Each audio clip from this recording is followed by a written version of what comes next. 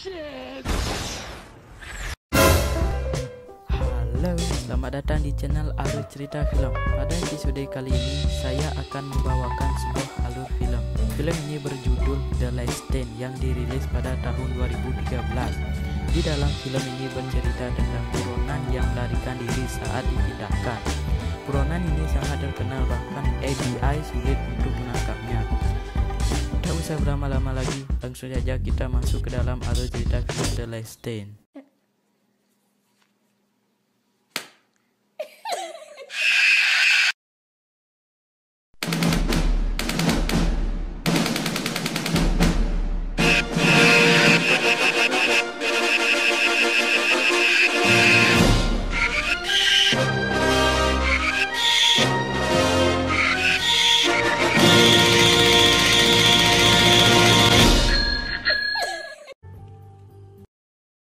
Film ini dibuka dengan memperlihatkan seorang sheriff yang sedang makan santuy di pinggir jalan.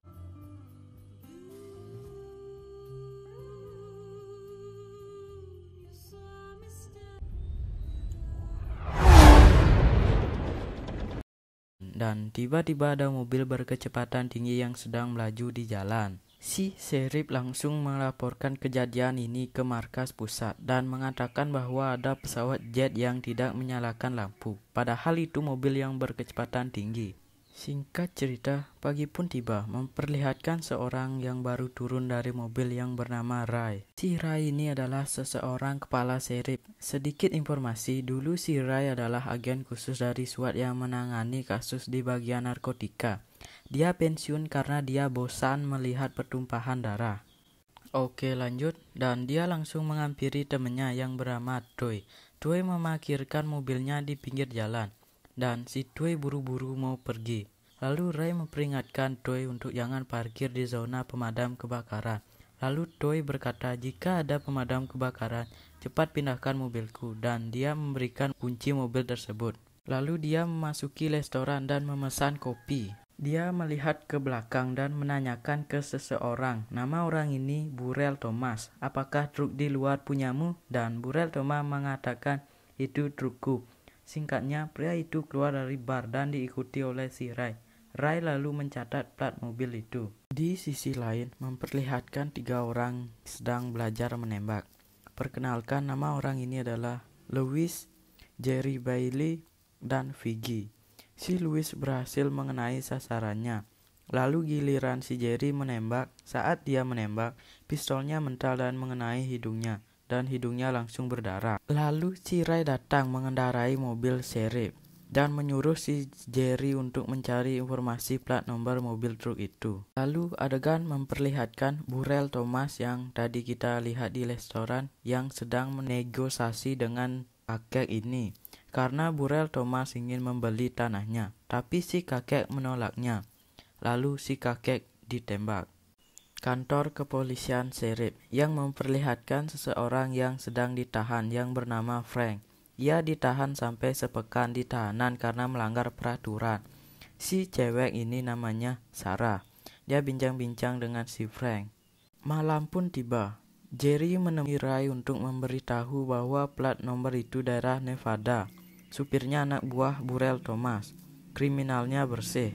Lalu adegan berpindah memperlihatkan kepala FBI bernama John yang sedang menjelaskan rencana memindahkan tahanan. Tahanan ini bernama Gabriel Cortez. Cortez adalah bos kartel paling kejam. Lalu dia dipindahkan. Saat di jalan, mobilnya berhenti karena lampu merah. Saat itu juga, mobil yang ditumpangi oleh Cortez mendapatkan mobilnya diangkat oleh magnet besar. Di saat itu juga, Cortez memukuli penjaga yang ada di depannya sampai penjaga itu mati. Di atas magnet ada orangnya, lalu orang ini menembak supir mobil itu sampai tewas. Lalu si John menyuruh anak buahnya naik ke atas gedung. Dan Richard meminta kepada John untuk menjaga gang bersama McKay. Di sisi lain, Cortez dibebaskan oleh anak buahnya. Pasukan khusus FBI sedang menuju atas gedung. Sampai di atas, semuanya kosong. Cortez dan anak buahnya berhasil kabur. Lalu ia pergi ke gedung sebelahnya. Dan Cortez memasuki lift untuk mengganti bajunya. Lalu adegan memperlihatkan Richard dan McKay yang berada di gang. Saat itu juga ada mobil yang langsung menabrak si McKay. Ternyata dia adalah Cortez dan anak buahnya. Lalu dia menembak McKay dan membawa Richard sebagai sandera. Adegan berpindah ke Ray yang sedang tidur dan mendapatkan sebuah telepon dari pegawai restoran. Dan dia mengatakan bahwa penjual susu tidak datang. Sampai di sini, si penjual susu adalah kakek yang tadi kita lihat. Dan lalu Ray menyuruh Sarah dan Jerry untuk mengecek rumah si kakek. Adegan berpindah ke markas FBI. Si John sedang mengecek CCTV dan dia menemukan mobil yang dikendarai oleh Cortez. Nama mobil ini Corvette ZR1. Mobil ini telah dicuri dari pameran mobil. Dan mobil ini sangat cepat, bahkan bisa mengalahkan helikopter. Ternyata yang kita lihat di awal film itu tadi adalah mobil ini yang telah dicuri dari pameran mobil. Lalu si John menyuruh mencari mobil tersebut dengan menggunakan helikopter. Adegan memperlihatkan Cortez yang sedang berkendara menggunakan mobil Corvette ZR1. Di sini juga ada Richard yang sedang dijadikan sandera. Lalu Cortez menelpon John untuk membuat kesepakatan. Di sini Cortez mengatakan, tarik anak buahmu dan jangan halangi aku, atau agenmu akan mati. Pilihan ada di tanganmu, John. Kembali ke Sarah dan Jerry, setelah diselidiki, ternyata kakeknya tewas dibunuh. Lalu Jerry menghubungi Ray untuk datang ke TKP. Sampailah Ray di sana, lalu Ray menyuruh Jerry dan Sarah untuk mengecek jejak ban mobil. Di sisi lain, helikopter FBI berhasil menemukan Cortez. Cortez menghidupkan kamera malam dan dia mengerem mendadak sampai helikopter kehilangan pandangan. Lalu helikopter berbalik arah dan Cortez menggunakan kesempatan itu untuk kabur. Dia langsung tancap gas, helikopter pun kehilangan Cortez. Kembali ke Jerry dan Sarah mengikuti jejak ban tersebut, sampailah dia di sebuah tempat. Tempat itu banyak ada lampu seperti ada proyek besar. Lalu Jerry dan Sarah turun dari mobil dan si Jerry dihampiri oleh seseorang dan orang tersebut langsung menembak si Jerry. Si Sarah langsung ngumpet di samping mobil. Terjadilah baku tembak-tembakan.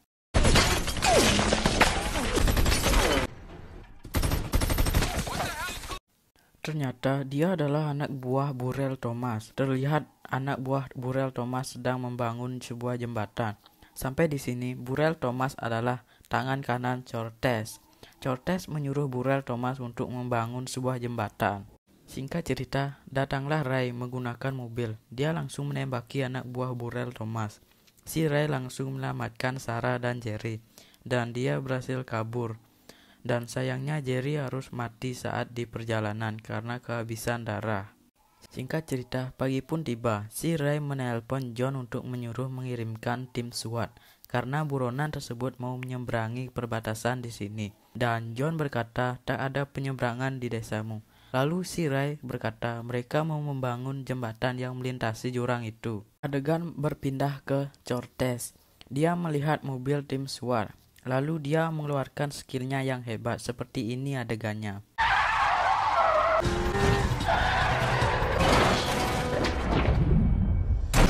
Berhasil kabur lagi. Di sisi lain, Ray di telepon mengatakan SWAT tidak jadi datang. Lalu Ray berpikir keras dan dia membuat tim. Singkat cerita, timnya sudah lengkap. Timnya terdiri dari 5 orang, yaitu Ray, Sarah, Lewis, Frank, dan yang terakhir Vicky. Di sini Ray menjelaskan kita harus memblokir jalan supaya Cortez tidak bisa menyeberanginya. Dan kita membutuhkan mobil banyak. Singkatnya, mobilnya sudah memblokir jalan dan tim Ray sudah siap kedatangan Cortez. Tidak disangka, ternyata yang datang adalah Burrell Thomas dan anak buahnya. Lalu terjadilah baku tembak-tembakan yang tak terhindarkan.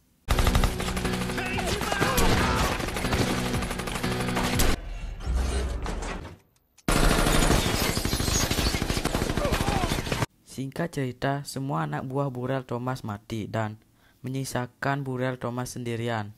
Dia berada di mobil bus sekolah. Lalu Ray menyelinap ke bawah mobil bus dan Ray menembaki Burrell dari bawah mobil. Dan tembakan itu meleset dan hanya mengenai telinganya. Dia langsung kesakitan. Saat dia lengah, si Ray sudah ada di depannya dan si Ray langsung menembakinya. Di saat itu juga, Cortez datang mengendarai mobilnya. Dia berhasil lewat. Ray mempunyai ide untuk mengejarnya. Dia mengendarai mobil toy. Adegan beralih ke Cortez. Dia menyuruh Richard keluar dari mobilnya. Singkatnya, Ray datang mengendarai mobil toy. Dia langsung adu skill. Balapannya di ladang jagung. Karena terlalu asik balapan, Cortez dan Ray tidak menyadari di depannya ada traktor besar. Dia langsung menabraknya. Mobil Cortez mati lalu dia keluar dari mobil dan menuju sebuah jembatan. Jembatan itu dibuat oleh anak buah Burrell Thomas, bosnya Cortez. Sampai Cortez di jembatan, betapa kagetnya dia karena Ray sudah ada di sana menunggunya. Dan singkatnya dia berkelahi